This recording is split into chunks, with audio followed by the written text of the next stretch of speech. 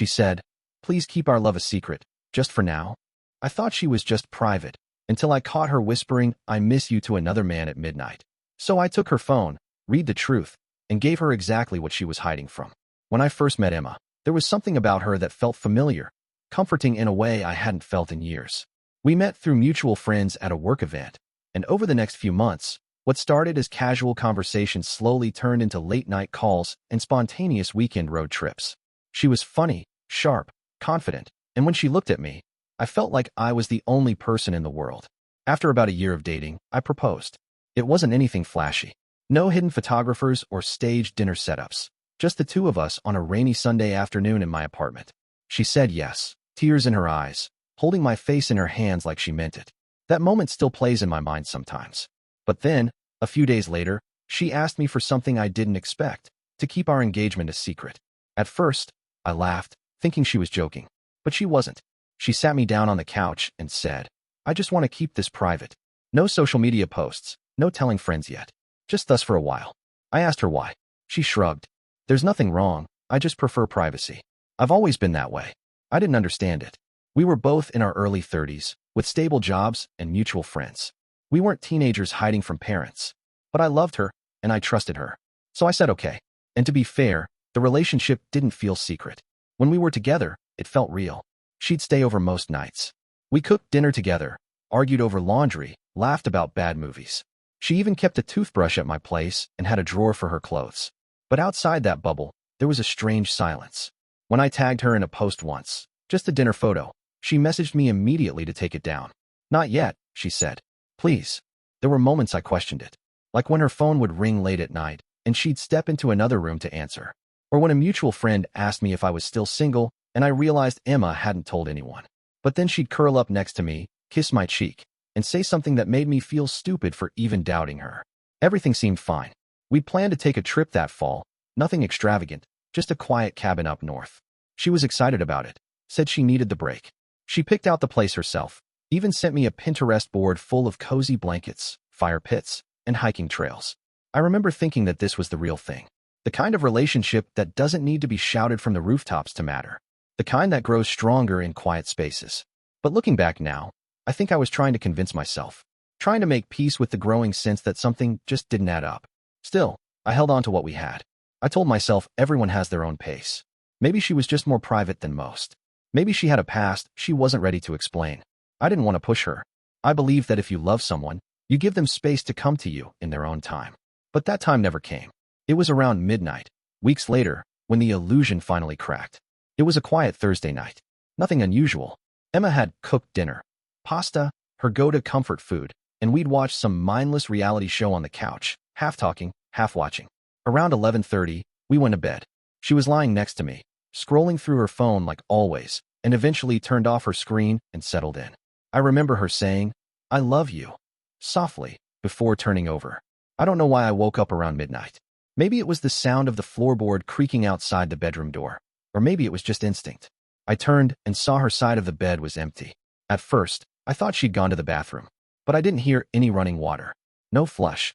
Just faint, hushed murmurs, like someone was whispering from the living room.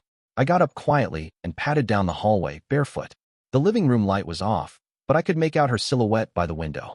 Phone pressed to her ear. Voice low. "I miss you too," she said, barely above a whisper. That stopped me cold. Her tone wasn't the way she talked to friends. It was softer, warmer, familiar, almost romantic. I stayed frozen for a second, trying to piece it together in my head, hoping I was misunderstanding. Then I walked forward and gently placed my hand on her back. She flinched. Hard. Like she'd been caught doing something she wasn't supposed to. Her head whipped around, and she instantly ended the call without saying goodbye. Just a quick tap on the screen. Her eyes were wide. "Hey," she said, trying to smile like nothing was wrong. "Who was that?" I asked. She looked down. "Just an old friend. At midnight." She laughed awkwardly, like she was trying to lighten the mood. "He's going through a breakup. He needed someone to talk to." "He," I repeated. She folded her arms.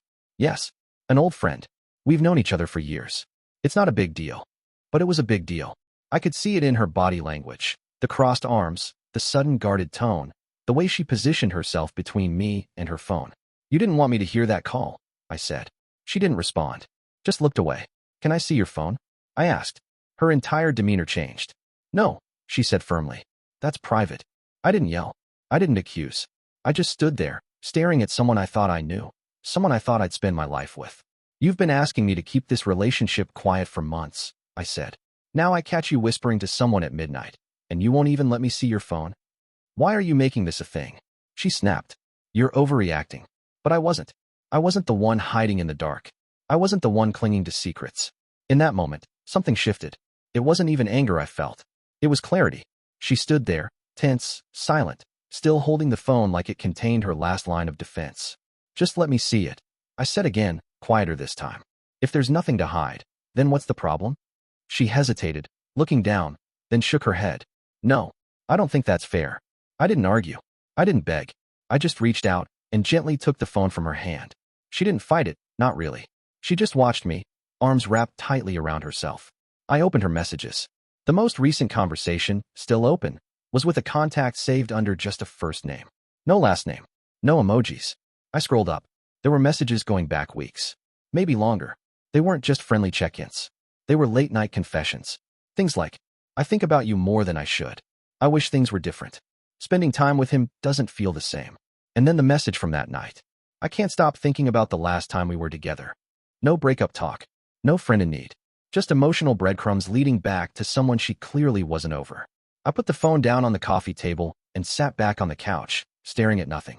She stood across from me, saying nothing, just breathing quietly, hands fidgeting at her sides.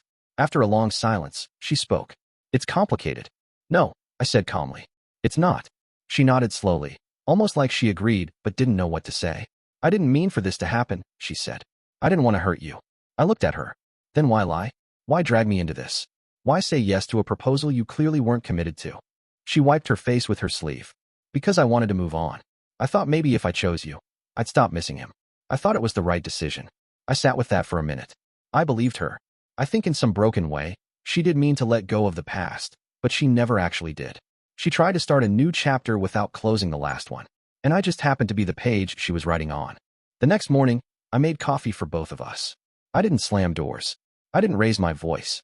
I just handed her a cup, sat across from her at the table, and said, I think you should pack your things. She didn't argue, just nodded. There were no dramatic tears or begging apologies. Just a quiet resignation on both sides. Maybe she thought I'd scream. Maybe she expected a fight. But I didn't have the energy. Watching her gather her things, I didn't feel hatred.